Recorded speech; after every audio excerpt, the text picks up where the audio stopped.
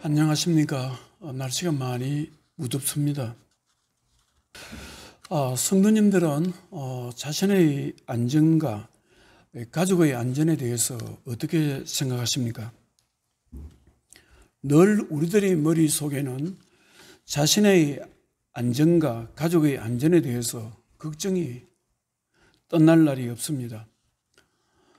사랑하는 아들이 군에 입대하게 되면 그날부터 부모님들은 자식의 안전에 대해서 걱정 때문에 잠을 제대로 못하게 되는 것을 볼 수 있습니다.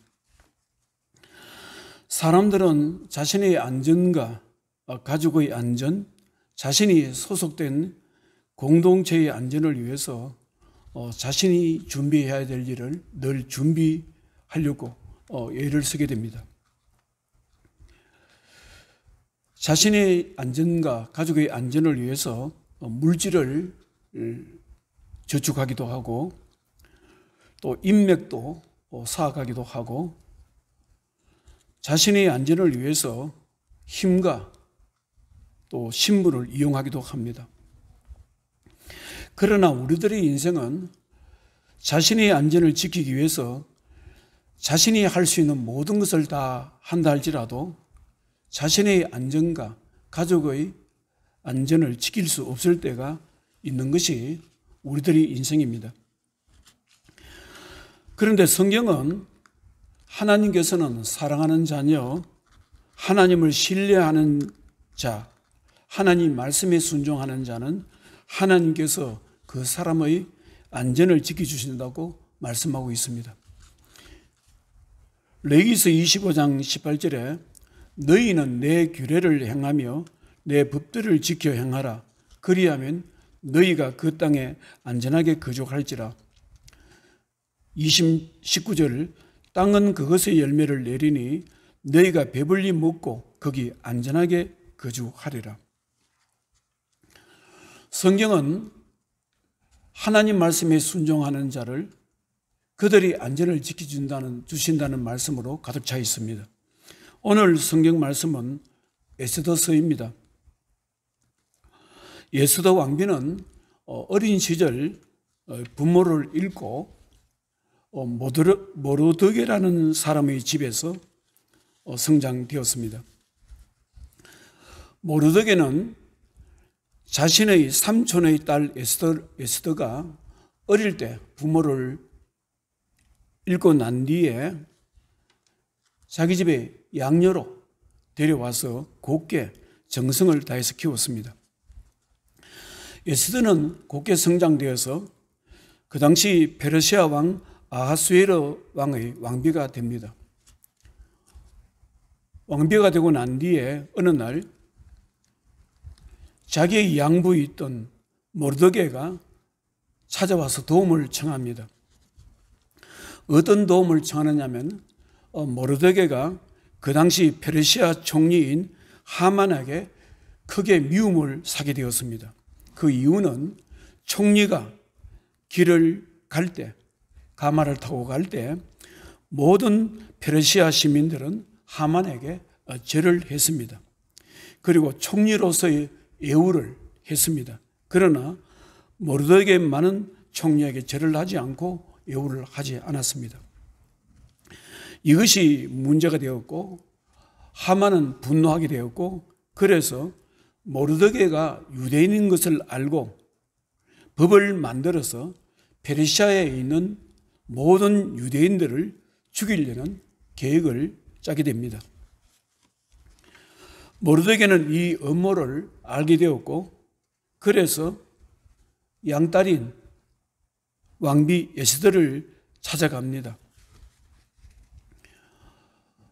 너가 왕비라는 신분을 이용해서 왕에게 찾아가서 총리 하만이 이런 음모를 꾸미려고 하는데 우리를 도와달라. 유대인들이 생명을 지켜달라. 그렇게 말씀을 부탁합니다. 에스더서 4장 10절에 에스더가 하닥에게 이르되 너는 모르드게에게 전하기를, 무슨 말씀이냐면 에스더 왕비가 모르드게가 보낸 심부름꾼에게 이 말을 듣고 전합니다. 자기가 현재 어떤 입장에 있는지를 말씀합니다. 11절에 왕의 신하들과 왕의 각 지방 백성이 다 알거니와 남녀를 막론하고 부름을 받지 아니하고 안뜰에 들어가서 왕에게 나가면 오직 죽이는 법이요, 왕이 그자에게 검규, 왕이 가지고 있는 지팡이를 내밀어야 살 것이라. 이제 내가 부름을 입어 왕에게 나가지 못한 지가 이미 30일이라 하라 하니라. 무엇을 말합니까? 그 당시에 페르시아는 엄격한 법이 있습니다. 아무리 왕비라 하더라도 왕이 부르지 않고는 왕이 있는 그 처소에 나갈 수 없다 이 말입니다. 나가면은 죽게 된다는 것입니다. 그게 페르시아 법이라고 말씀합니다. 그러나 만약에 왕을 뵈러 갔을 때 왕이 가지고 있는 지팡이, 검효를, 호를 내밀으면은 살 수가 있다. 그렇게 말씀하면서 벌써 왕이 자신을 부르지 않은 지 한 달이 지났는데 내가 이 일은 내가 감당할 수 있는 것이 아니다. 이렇게 말을 합니다.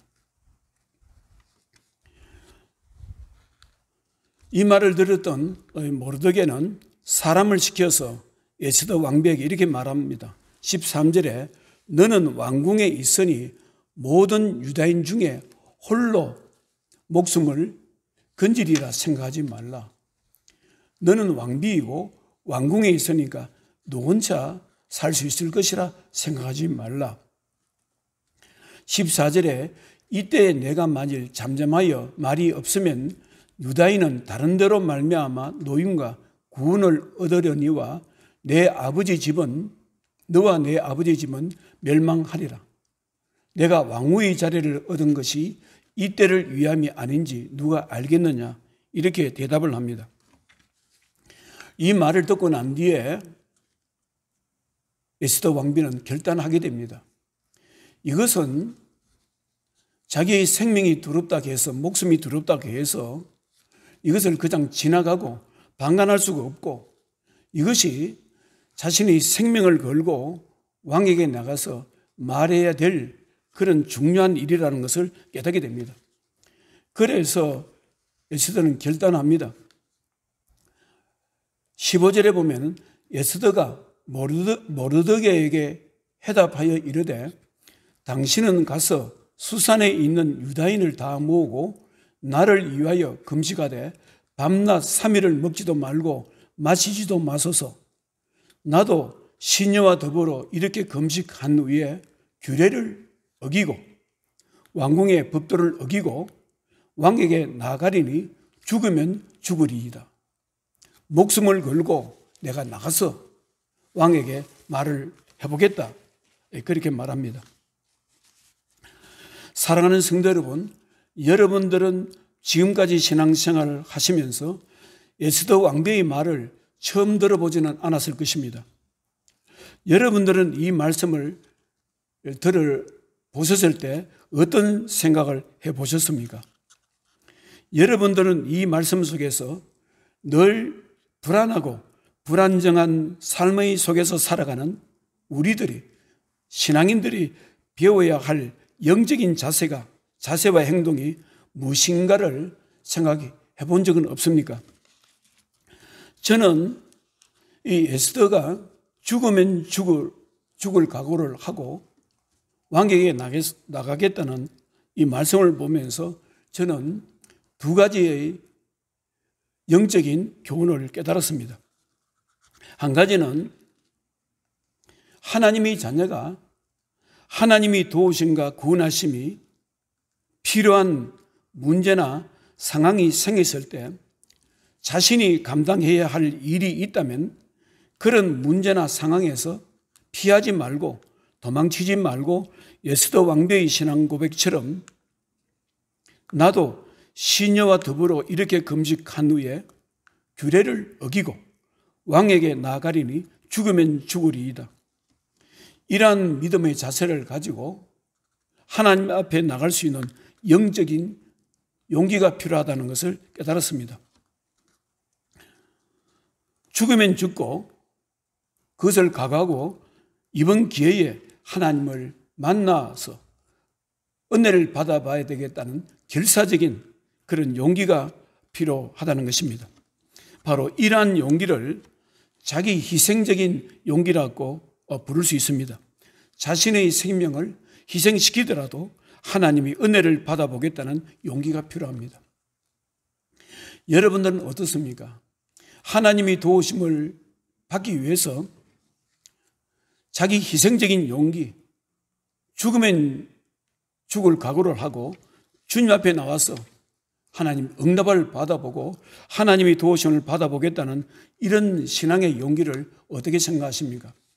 이런 용기는 예수도 왕비만 필요한 것이 아니고 모든 하나님 백성들은 이 땅에 살아가면서 자신이 어떤 위급한 상황이나 위기가 찾아왔을 때, 시련과 고난이 찾아왔을 때 하나님이 은혜를 받으려면 이런 용기와 결단은 누구에게나 필요한 것입니다.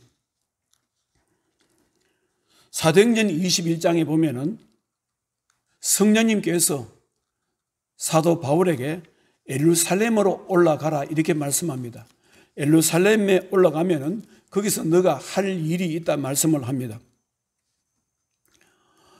그런데 예루살렘에서 기다리고 있는 것은 바로 잘못하면 사도 바울이 큰 고난을 당한다는 것입니다. 그 당시에 아가보라는 영적인 눈이 열려있는 선지자, 아가보라는 사람이 기도하는 가운데 사도 바울이 예루살렘에 올라가면 어떠한 힘든 일이 일어나는 것을 영적으로 미리 알고 이렇게 말을 합니다. 사도행전 21장 10절에 아가보라 하는 선지자가 우리에게 와서, 바로 사도 바울 일행입니다. 바울의 띠를 가져다가 사도 바울이 자기 옷에, 겉옷에 묶는, 허리에 묶는 띠를 가져다가 그 띠를 가지고 자기 아가보의 자기 수족 손과 발을 잡아매고 말하기를 성령이 말씀하시되 예루살렘에서 유대인들이 이같이 이 띠 임자를 결박하여 이방인의 손에 넘겨주리라. 당신은 예루살렘에 올라가게 되면 너는 체포되고 손발이 묶일 것이고 그런 상황이 벌어진다 했습니다. 이때 사도행전 21장 13절에 바울이 대답하되 나는 주 예수의 이름을 위하여 결박당할 뿐 아니라 예루살렘에서 죽을 것도 각오하였노라. 무엇을 말합니까? 하나님의 계획이, 하나님의 뜻을 위해서는 자기의 생명도 내놓을 수 있다 이겁니다. 하나님의 계획을 위해서 자기 생명도 내어놓아야 되고 그럴 때가 있고, 우리 자신이 삶 속에 어떤 위기가 찾아왔을 때 하나님을 만나기 위해서 자기 희생적인 어떤 결단이 필요합니다. 그리고 또 한 가지는 문제가 일어났을 때 하나님이 구원하심이 필요할 때 필요한 것이 무엇입니까? 바로 기도인 것입니다. 우리들은 늘 문제가 생길 때마다 기도로 하게 되고 기도로 문제를 풀어나가려고 합니다.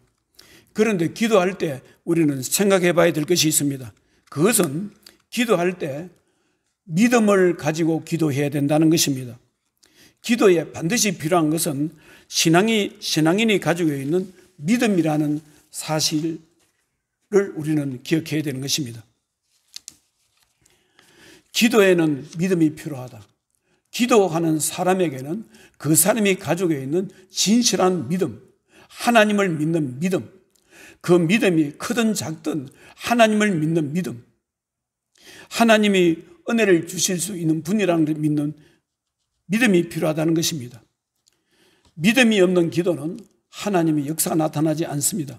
아무리 믿음이 좋은 사람이라 할지라도 아무리 믿음이 능력 있는 사람이 기도할지라도 기도를 받아들이는 사람이 기도를 받아들일 수 있는 믿음이 없다면, 하나님의 은혜를 받아들일 수 있는 마음의 여유가 없다면 하나님의 능력은 나타나지 않습니다.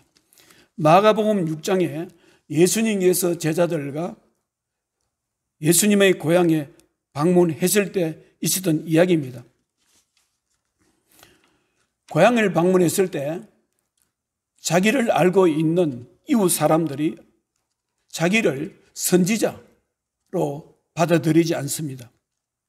예수님을 고향 사람들은 무시했습니다. 마가복음 6장 3절에 이 사람이 마리아의 아들 목수가 아니냐, 야고보와 요셉과 유다와 시몬의 형제가 아니냐, 그 누이들이 우리와 함께 여기 있지 아니하냐 하고 예수를 배척한지라. 바로 고향 사람들은 예수님을 선지자로 받아들이지 않았습니다. 예수님께서는 이런 영적인 상황에서 그들을 위해서 기도해 주고 싶어도 기도할 수 없었던 것입니다. 왜냐하면 그들은 믿음으로 예수님께 기도하실 때 그들은 믿음으로 받아들일 수 없기 때문에 기도하지 않았습니다. 마가복음 6장 5절에 거기서는 아무 권능도 행하실 수 없어 다만 소수의 병자에게 안수하여 고치실 뿐이다. 소수의 사람들에게만, 하나님의 은혜가 필요한 소수의 사람들에게, 예수님의 은혜를 사모하는 사람들에게만 기도해서 치료했다고 말씀하고 있습니다. 야고보 사도도 야고보서에서 기도하는 사람에게는 믿음이 절대적으로 필요하다는 말씀을 하고 있습니다. 야고보서 5장 15절에 믿음의 기도는 병든 자를 구원하리니 주께서 그를 일으키시리라. 야고보서 5장 16절에 그러므로 너희 죄를 서로 고백하며 병이 낫기를 위하여 서로 기도하라. 의인의 강구는 역사하는 힘이 큼이니라. 믿음의 사람들의 기도에 하나님의 능력이 나타난다는 것을 말씀하고 있습니다. 야고보서 5장 17절에 엘리야는 우리와 성정이 같은 사람으로되 그가 비가 오지 않기를 간절히 기도한 적 3년 6개월 동안 땅에 비가 오지 아니하고 다시 기도하니 하늘이 비를 주고 땅이 열매를 맺었느니라. 사도 야고보는 엘리야는 믿음의 사람이기 때문에, 믿음으로 충만한 사람이기 때문에 그가 기도했을 때 하늘 문이 열렸고 하나님 역사가 일어났다, 이리 말씀합니다. 무엇을 말씀하고 있습니까? 기도에는 믿음이 필요하다는 것입니다. 오늘 성경 말씀에 에스더 왕비는 하나님의 구원하심과 능력을 믿고 3일 금식기도 하게 됩니다. 그리고 기도에 자기만 하는 것이 아니고 유대 백성들에게 기도에 동참해 달라고 말을 합니다. 그리고 자기를 섬기는 몸종들에게도 자기와 함께 금식을 부탁하게 됩니다.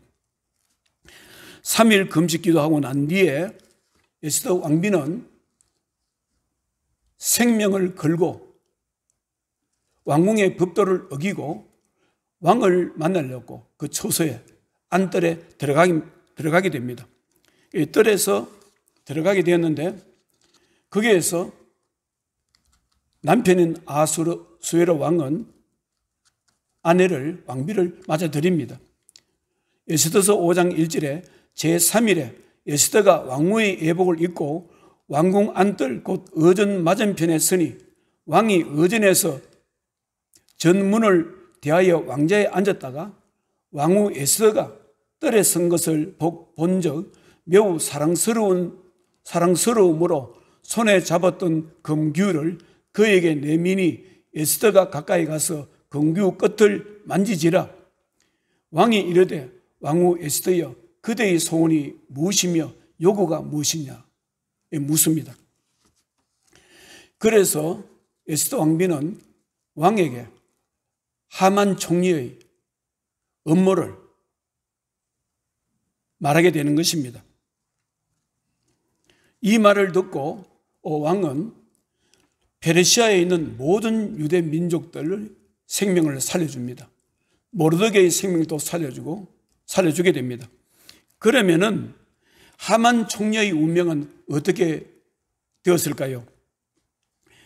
그러한 상황에서 하만 총리는 자신의 생명을 지킬 수가 있었을까요?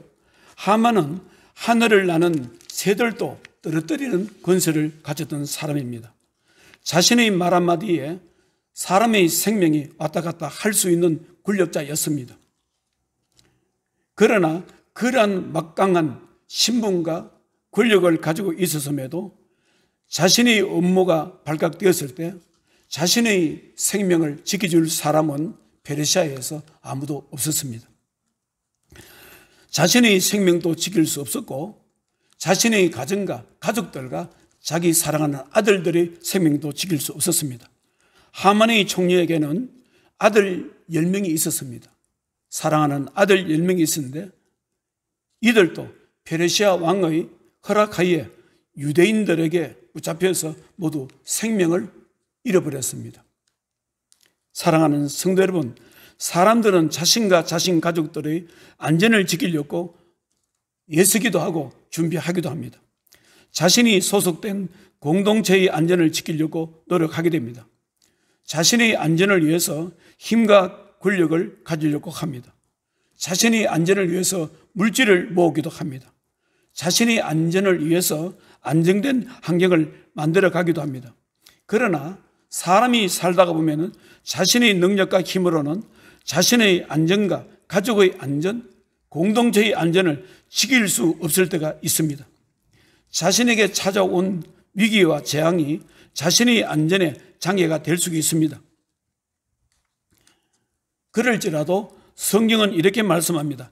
하나님만이 하나님을 신뢰하는 자, 하나님 말씀에 순종하는 자, 하나님 도움을 위해서 용기를 가지고 죽으면 죽으리라는 이런 결단을 하고 믿음을 가지고 그 믿음이 크든 작든 그 믿음을 가지고 하나님께 나와서 무릎을 꿇고 하나님께 기도하는 자를 지켜주신다고 말씀하고 있습니다. 그래서 자신의 삶 속에 안전에 문제가 생겼을 때, 자신의 삶 속에 위기가 닥쳐왔을 때 하나님 앞에 나가서 하나님의 도우심과 구원하심을 찾고 구할 수 있는 희생적인 용기가 필요합니다. 그리고 믿음으로 기도할 수 있는 기도가 필요한 것입니다.